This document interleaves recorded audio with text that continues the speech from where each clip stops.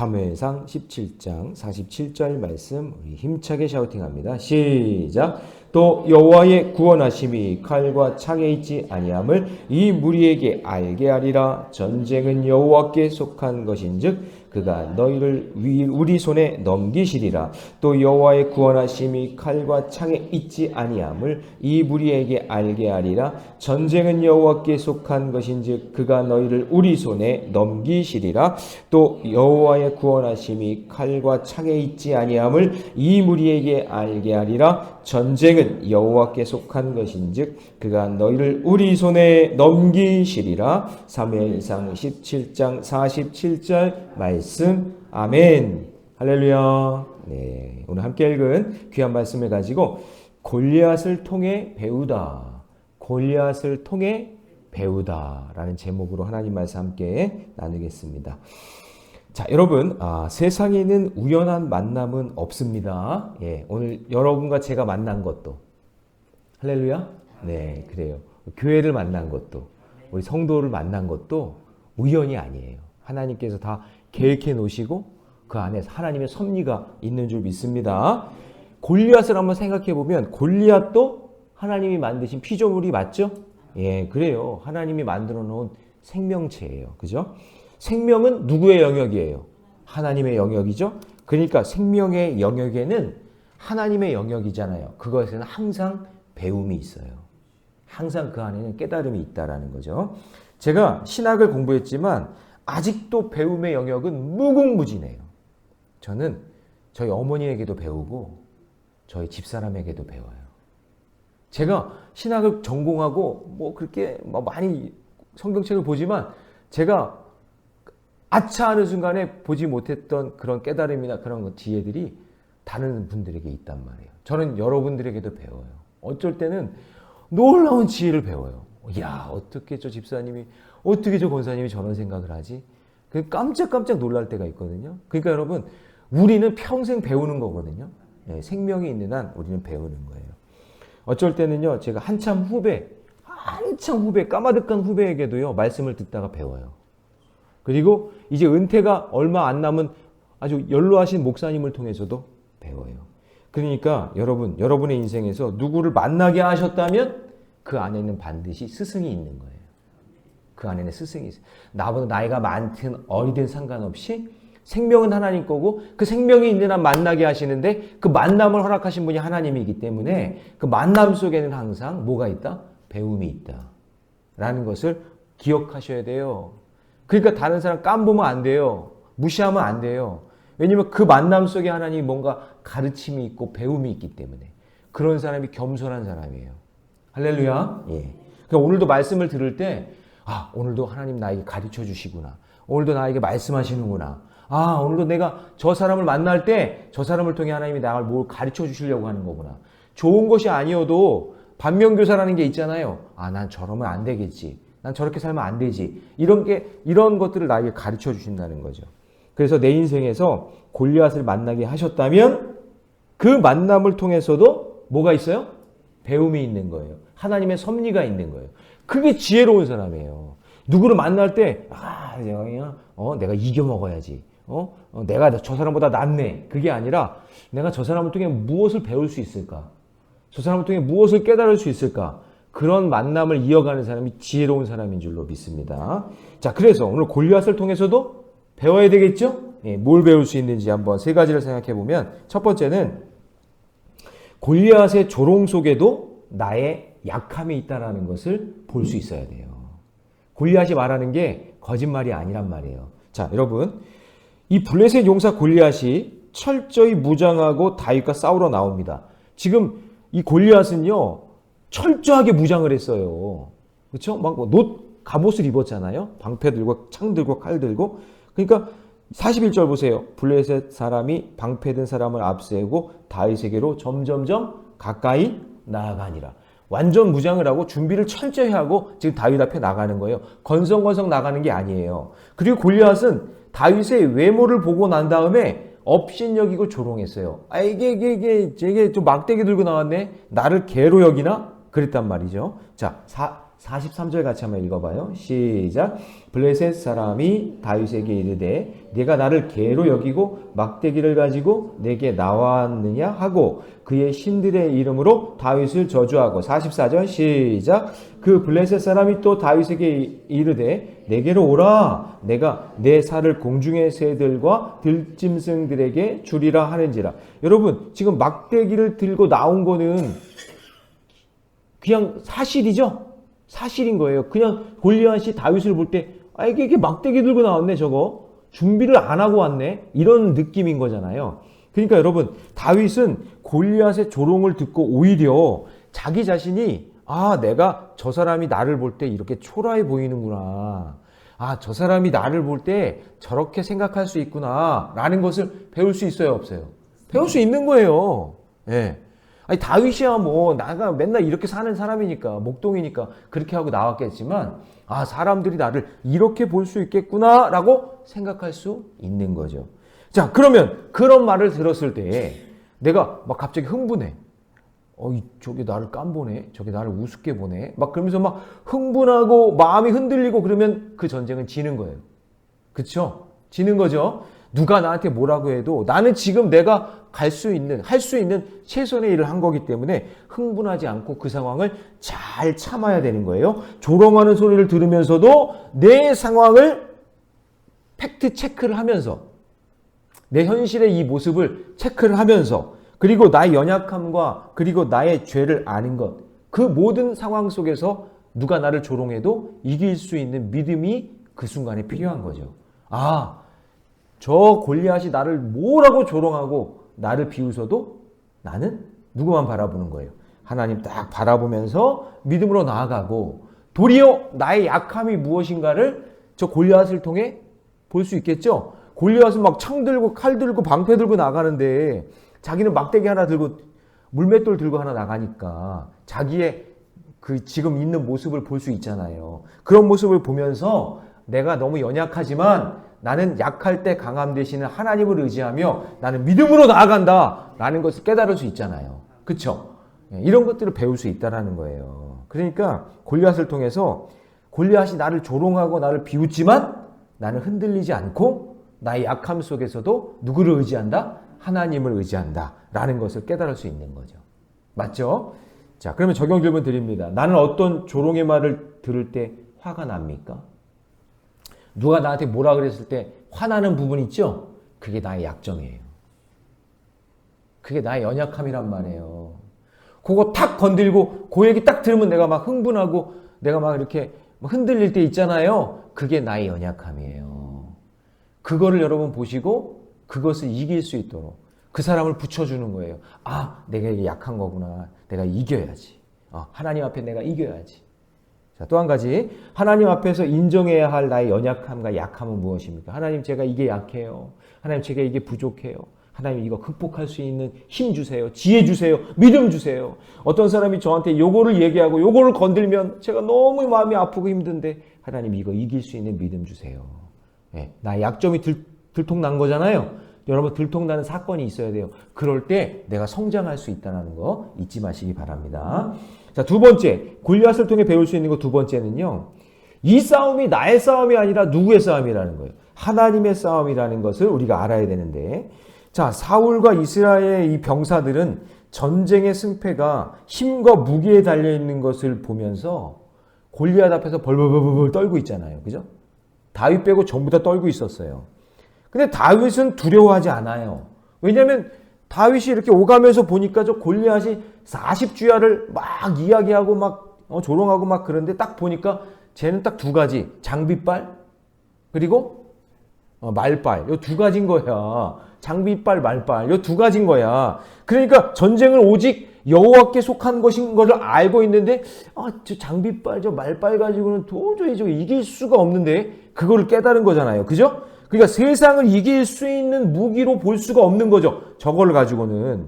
그러니까 여러분 우리가 생각하는 게 내가 가지고 있는 무기가 뭐예요? 어떤 사람, 세상 사람들은 돈이 자기의 무기예요. 학벌이 무기고 외모가 무기고 자기 지위가 무기인데 이거를 끝까지 지켜주지 못함을 잘 알고 이걸로는 내가 하나님이 기뻐하시는 승리를 얻을 수 없다는 걸 알고 겸손해야 되는데 이거를 가지고 세상을 이기는 도구로는 사용하는데 생명을 살리는 도구로는 사용을 못 하잖아요. 칼과 창으로 사람 죽이고 전쟁에서 이기는 거 그걸로는 사용할 수 있지만 하나님이 원하시는 거는 세상에서 승리가 아니라 생명을 살리는 승리를 해야 될 거 아니겠어요? 강도가 칼을 들었으면 사람을 죽이는 거지만 의사가 칼을 들고 있으면 생명을 살리는 거잖아요. 칼을 다루는 그 기술과 능력을 나에게 주셨는데 그걸 가지고 생명 살리는 일에 써야 될 거 아니에요. 세상을 이기고 세상을 막 조롱하고 비웃으라고 그 능력 준 게 아니라 그 능력이 없는 사람을 이겨먹고 그 사람 업신여기고 그 사람 괴롭히고 그렇게 하라고 그 능력 주신 게 아니라 생명을 살리라고 주신 거란 말이죠. 믿으십니까? 예. 그러니까 그걸 가지고 하나님의 영광을 위해 쓰임 받아야 된다는 것을 우리에게 알려주는 거예요. 그러니까 나의 싸움은, 세상적인 싸움은 그걸 가지고 어떻게 사람 이겨먹을까? 어떻게 1등할까? 그렇지만 하나님이 주신 그 능력 가지고 우리는 뭐 해야 돼요? 어떻게 하면 생명을 살릴까? 이거에 관심을 가져야 되는 거죠. 어떤 붕어빵 장사하시는 권사님인데 이거 진짜 있었던 일인데요. 이분이 부흥회 때 은혜를 받은 거예요. 그냥 은혜를 막 성령 충만한 은혜를 받고는 그러면 내가 어떻게 하면 좋을까? 내가 이 복음을, 이 은혜를 전하고 싶은데 하면서요. 붕어빵 장사하시는 거. 이번 배운 것도 별로 없으시고 돈도 별로 없는데 평생 붕어빵을 하는데요.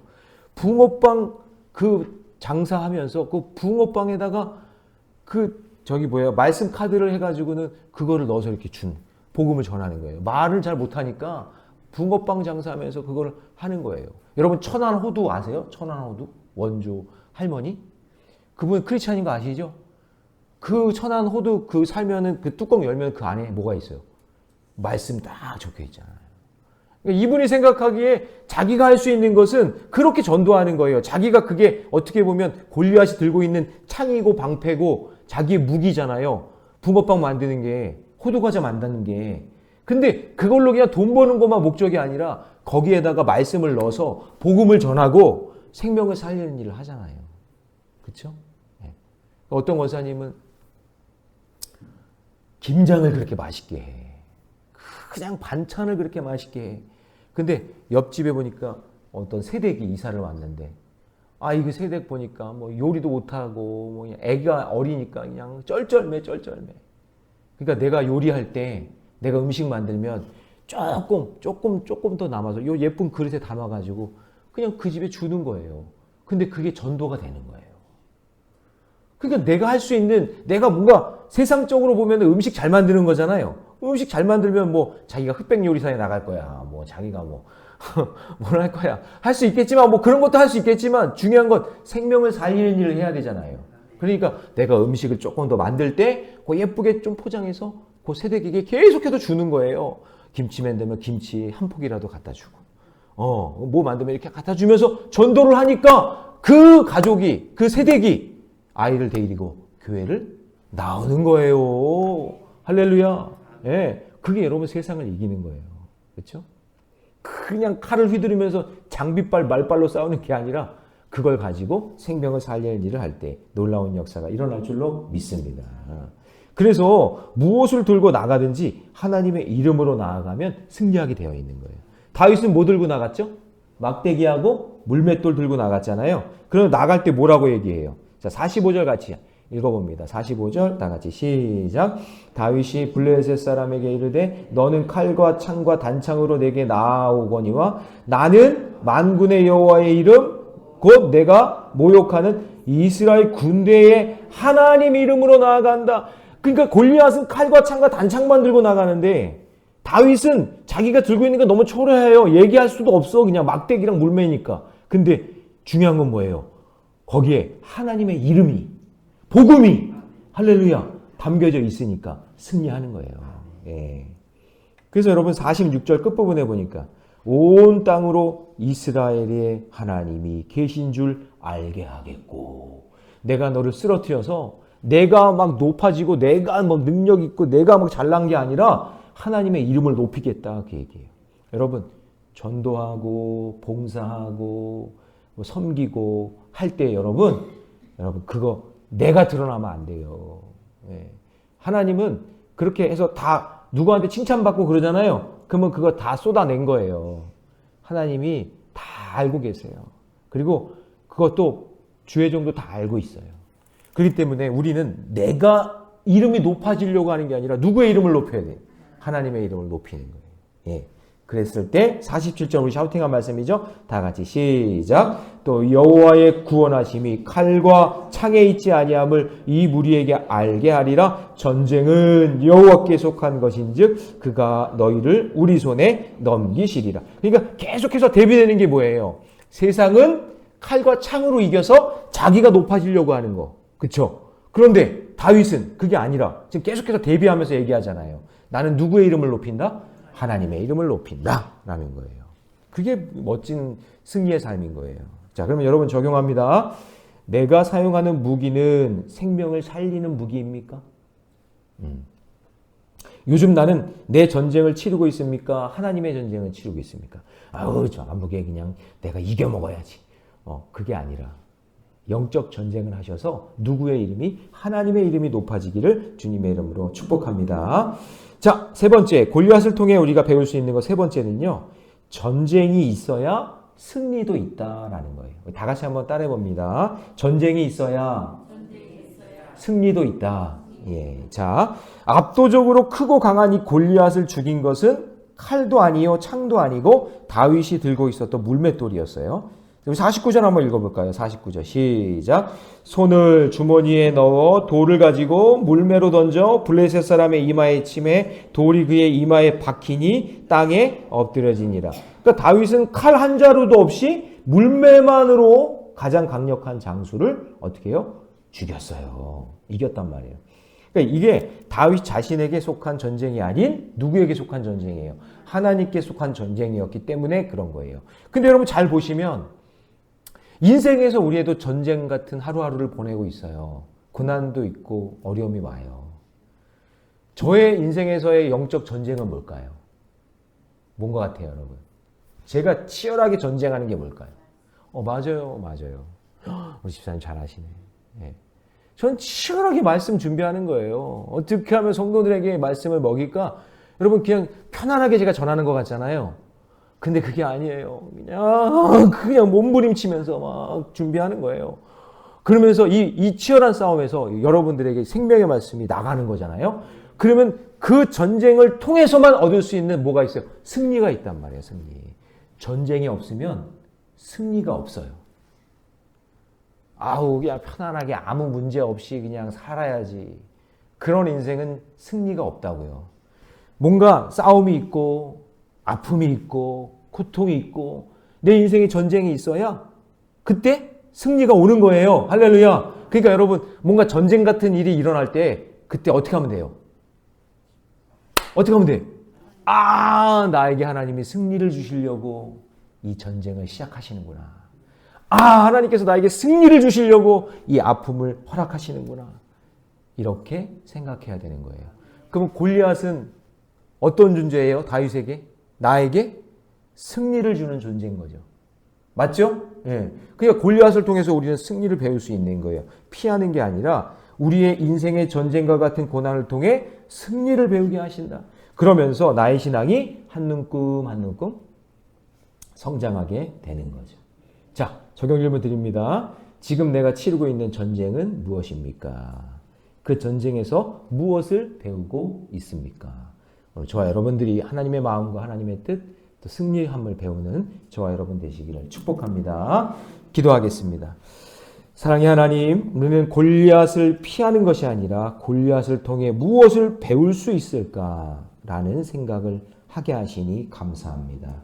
골리앗의 조롱하는 그 말 속에서 우리의 연약함을 볼 수 있어서 감사합니다.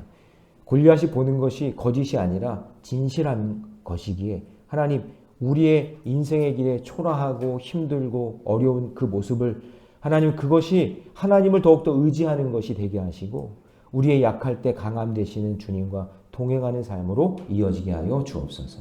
또한 나의 싸움이 아니라 이 싸움은 하나님의 싸움이라는 것을 잊지 않게 하여 주시고 이 전쟁이 있어야 승리함이 있다는 것을 깨닫게 하여 주옵소서.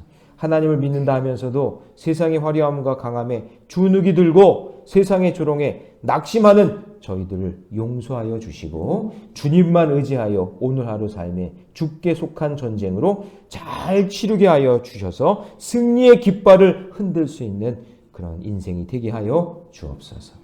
오늘 거룩한 주일입니다. 우리 성도들 오늘도 예배를 통해 승리를 경험하게 하여 주시고 내 인생에 찾아온 골리앗을 말씀을 통해 무찌를 수 있는 믿음을 허락해 주시옵소서. 이 모든 말씀 우리 주 예수님의 이름으로 기도하옵나이다.